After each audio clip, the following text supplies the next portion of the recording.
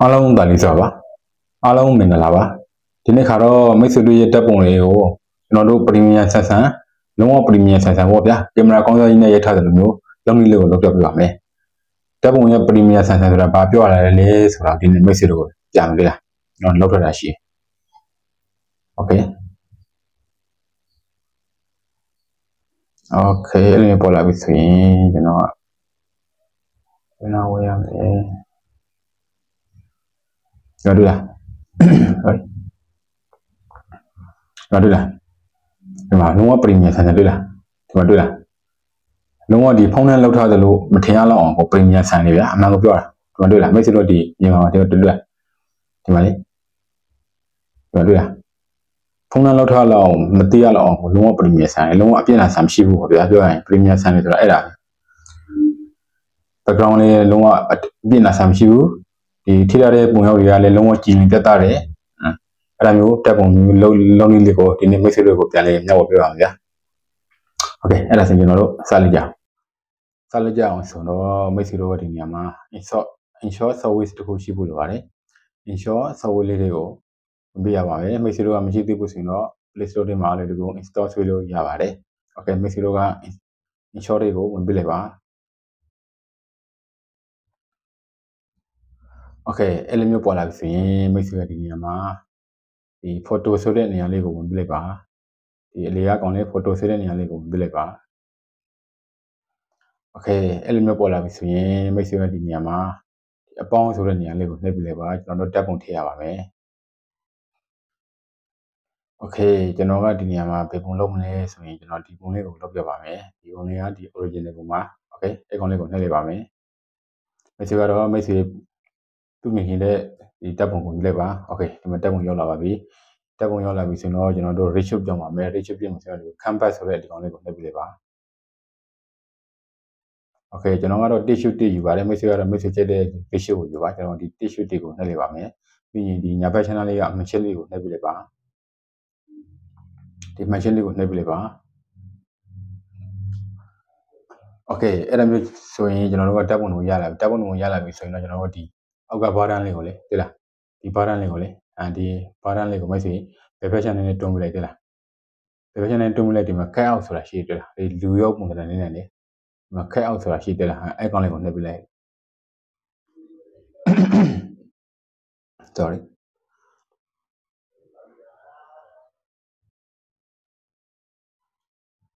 okay မိတ်ဆွေကအဲ့ကောင်လေးကိုနှိပ်ပြလိုက်ပြီဆိုတာ ਨੇ ကျွန်တော်တို့ကဒီနေရာမှာအဲ့လိုပေါ်လာပြီဆိုတော့လည်းမိတ်ဆွေဒီမှာအမှန်ရှစ်လေးကိုနှိပ်ပြလိုက်ပြအမှန်ရှစ်လေးကိုနှိပ်ပြလိုက် okay ပြီးရင်ကျွန်တော်ဒီပုံကိုစစ်ပါမယ်စစ်ပြီဆိုတော့မိတ်ဆွေဒီ personal ဒီညာဘက်ချမ်းပေါ်နားလေးတောင်းကဒီစစ်ဆိုတဲ့နေရာလေးကိုနှိပ်ပြလိုက်ပါ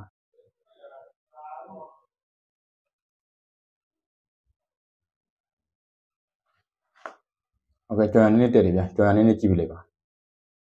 ပြီးလေမျှောက်လက္ခဏာလေးနှိပ်ပြလိုက်ပါ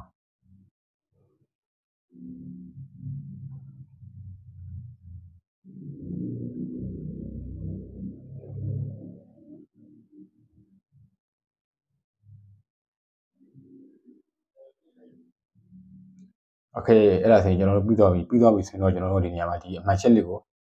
နှိပ်ပြလိုက်ပါကျွန်တော်တို့ဖုန်းထဲသိမ့်မယ်ဆိုတော့တကြောင်ကျွန်တော်တို့ကဒီစစ်ဆိုတဲ့အမှန်ရှစ်လေးကိုနှိပ်ပြရပါမယ်ဟုတ်โอเคနှိပ်ပြီဆိုရင်မိတ်ဆွေဘယ်နဲ့ပြန်ထွက်ပြလိုက်ပါ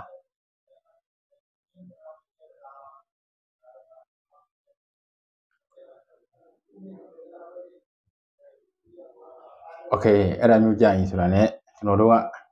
insure တွေကိုပြန်ဝင်ပြလိုက်ပါ insure တွေပြန်ဝင်ပြီးဆိုတာ ne မိတ်ဆွေဒီနေရာမှာ photo ဆိုတဲ့နေရာကိုပြန်ဝင်ပြလိုက်ပါโอเคအဲ့လိုမျိုးပေါ်လာပြီဆိုတော့ ne မိတ်ဆွေဒီနေရာမှာဒီအပေါင်းလက္ခဏာလေးကိုနှိပ်ပြလိုက်ပါ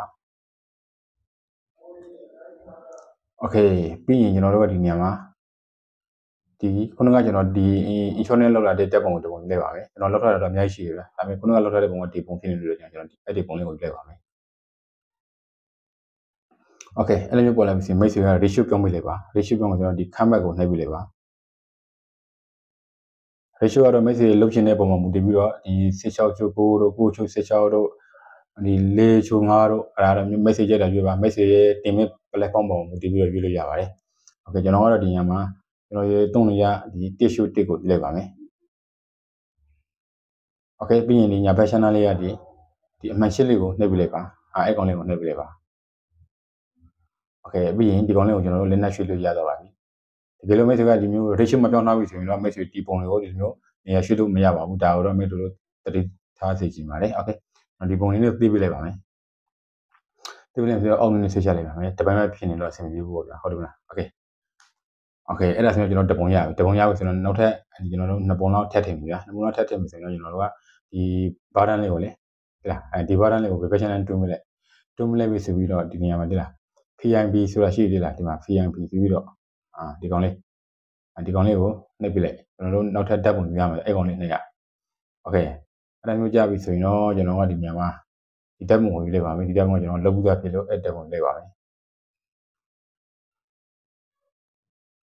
okay ဒီတက်ပုံတော့ရလာဒီတက်ပုံကိုမိတ်ဆွေအနေချလိုက်ပါဒီနားမှာထားရင်လည်းထားရင်နေရာဒီနားဒီညာဘက်ကျင်အောင်အစုံနားလေးမှာထားမလားအလယ်မှာထားမလားမိတ်ဆွေကြက်တော့ပြပါကျွန်တော်ကဒီအစုံနားလေးမှာထားလိုက်ပါမယ် okay အဲ့မှာနှစ်ပုံရပြီနောက်ထပ်တစ်ပုံယူကြည့်ပါဗျာသုံးပုံထပ်တင်ဗျာသုံးပုံယူဆိုတော့ကျွန်တော်တို့နောက်ထပ်တစ်ခေါက်ဒီနေရာမှာ PMB ဆိုတဲ့ဒီကောင်လေးကိုထပ်နေပြီလေပါ PMB ဆိုတဲ့ဒီကောင်လေးကိုထပ်နေပြီလေပါ okay ဒီနေရာမှာကျွန်တော်ယူမတက်ပုံကပြတက်ပုံဖြစ်မလဲဆိုရင်တော့ okay ကျွန်တော်ဒီတက်ပုံပြလိုက်ပါမယ်ဒီတက်ပုံပြလိုက်ပါမယ် okay ဒီတက်ပုံလို့ရလာပြီဆိုတော့ဒီကောင်လေးကိုကျွန်တော်တို့အနေချလိုက်ပါဒီနေ့ကြည့်ပြလိုက်ပါဒါကတော့ message ကြည့်ရင်ကြည့်လိုက်သိချင်သိလိုက်ဒါကတော့ message ပုံမူတည်ပါတယ်ကျွန်တော်ကတော့ဒီနေ့တော့လေးထားလိုက်ပါမယ် okay အဲ့ဒါဆိုရင်တော့တက်ပုံသုံးပုံရသွားပြီဆိုတော့ကျွန်တော်တို့လွတ်တဲ့နေရာထောက်လိုက် okay အဲ့ဒါဆိုရင်ကျွန်တော်တို့ကဒီနောက်က background ကဒီအရှူရောင်ကြီးဖြစ်နေတော့ကြည့်ရတာစင်ကြည့်ဖို့ပေါ့ဗျာဟုတ်တယ်မလားအဲ့ဒါကြောင့်ကျွန်တော်တို့က background ထိပါမယ် background ထိမယ်ဆိုတော့ခုနကကျွန်တော်ပြောခဲ့တဲ့အတိုင်းပဲဒီအောက်ကဒီ pattern လေးကို message ဆွဲလိုက်ပါဆွဲပြီးတော့ဒီမှာဒီ pattern လေးအောက်မှာကျွန်တော်တို့ဒီ background ဆိုတာရှိတယ်လားဒီ background ကိုလေငင်းချောင်းလင်းက6ချောင်းလေးလေဒီကောင်လေးကိုလေအဲ့ကောင်လေးကိုနှိပ်လိုက်ကျွန်တော်တို့ background ထည့်နေပြီ background ကတော့ message ထည့်ခြင်းတဲ့ background ကိုတစ်ခါတည်း download ဆွဲတာပါအဲ့ဒါမှသာရင် message တွေအဆင်ပြေမှာပါ okay အဲ့လိုပေါ်လာပြီဆိုရင်တော့ message ဒီကောင်လေးတွေကဒီဖုန်းကနေ auto ပြထားတဲ့ဟာမျိုးလို့ message ကြိုက်ရင်လည်းထည့်မကြိုက်ရင်လည်းမထည့်နဲ့ဒါတော့ message ပုံမှန်မူတွေလေကျွန်တော်ကတော့ကျွန်တော်ရဲ့ဒီ gallery ထဲကနေ background ကိုယူထည့်မယ်ဆိုတော့ကြောင့်ကျွန်တော်ဒီကောင်လေးကိုနှိပ်လိုက်ပါမယ် okay okay ပြီးရင်ဒီနေရာမှာကျွန်တော်တို့ background တစ်ခုယူလိုက်ပါမယ် background ကကျွန်တော် background ယူမယ်ဆိုရင်တော့ okay ကျွန်တော်ဒီ office design ကိုကျွန်တော်ယူလိုက်ပါမယ် message ကတော့ message ကြိုက်တဲ့ background ကိုယူလိုက်ပါ okay အဲ့လိုမျိုးပေါ်လာပြီဆိုရင်တော့ကျွန်တော်ကဒီနေရာမှာ message ကဒီနေရာမှာဒီကောင်လေးကိုနှိပ်ထည့်လိုက်ပါအဲ့ကောင်လေးကိုနှိပ်လိုက်ပါ okay အဲ့လိုမျိုးပေါ်လာပြီဆိုတာနဲ့ message ဒီနေရာမှာဒီအမှန်ရှင်းလေးကိုနှိပ်ပြလိုက်ပါဒီမှန်ရှင်းလေးကိုနှိပ်ပြလိုက်ပါ okay ဒီမှာတွေ့လားဒီမှာသုံးပုံတစ်ခါလေးပေါ်လာပြီတွေ့လားဒီမှာတစ်ခါလေးပေါ်လာပြီတွေ့လားဒီမှာတစ်ပုံဒီမှာတစ်ပုံဒီမှာတစ်ပုံသုံးပုံ okay လုံးဝမိတ်တယ်တွေ့လားလုံးဝဒီကင်မရာအကောင်းဆုံးကြီးနဲ့ရိုက်ထားတယ်လို့မျိုးပေါ့ပရီမီယာလုံးဝဆန်တယ်လားတော်တော်လေးမိတ်မိတ်စီတော့ဆန်းလို့ကြည့်ပါတကယ်လေးမိတ်ပါတယ်အဲ့ဒါကြောင့်မို့လဲမိတ်စီတော့ညွှန်တာပါ okay ဒီမှာအဲ့ဒါမျိုးရပြီဆိုတော့ကျွန်တော်တို့ကဒီပုံကိုဆင့်မယ်ဆိုရင်တော့ကျွန်တော်တို့က okay ကျွန်တော်တို့ဒီပုံကိုဆင့်မယ်ဆိုရင်ကျွန်တော်တို့ဒီမှာဘောကနောကဒီညာဘက်ချမ်းဘောလန်လေးတောင်းကဒီ save ဆိုတဲ့နေရာလေးနှိပ်လိုက်ပါ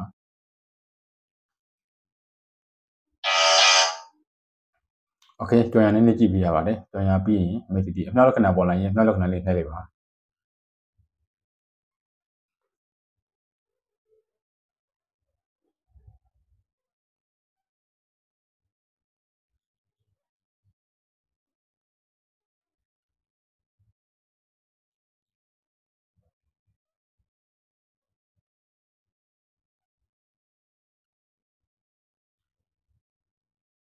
okay ပြီးတော့ပြီဆိုရင်တော့ကျွန်တော်တို့ဒီ back channel လေးကဒီအမှန်ချစ်လေးကိုနှိပ်ပြလိုက်ပါကျွန်တော်တို့ဖုန်းလေးကိုတင်ပါမယ်အဲ့ကောင်လေးကိုနှိပ်ပြလိုက်ပါ okay ရတော့ပြီဆိုရင် message ဘက်နဲ့ပြန်ထည့်လိုက်ပါကျွန်တော်တို့ခုနကလောက်ထားတဲ့တပ်ပုံကိုတွားကြည့်ပါမယ် okay ကျွန်တော်တို့တပ်ပုံကိုတွားကြည့်မယ်ဆိုရင်တော့ message ရဲ့ gallery ထဲကိုဝင်ပြလိုက်ပါကျွန်တော်ရဲ့ gallery ထဲကိုဝင်ပြလိုက်ပါမယ် okay ဟောဒီမှာတစ်ခါလေးပေါ်တွေ့လားဒီမှာဒီမှာတွေ့လားလုံးဝ premium ဆန်နေဗျာလုံးဝတွေ့လား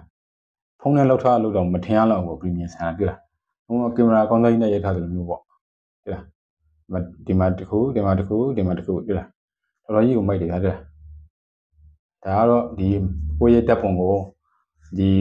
ကိုရဲ့ဖုန်းနဲ့ insure software ကိုအသုံးပြုပြီးတော့ကျွန်တော်တို့ Premier Samsung တက်ပုံလုံးလေးကိုမိတ်ဆွေတို့ကိုပြန်လည်မျှဝေပေးတာပါโอเคအဲ့ဒါဆိုရင်တော့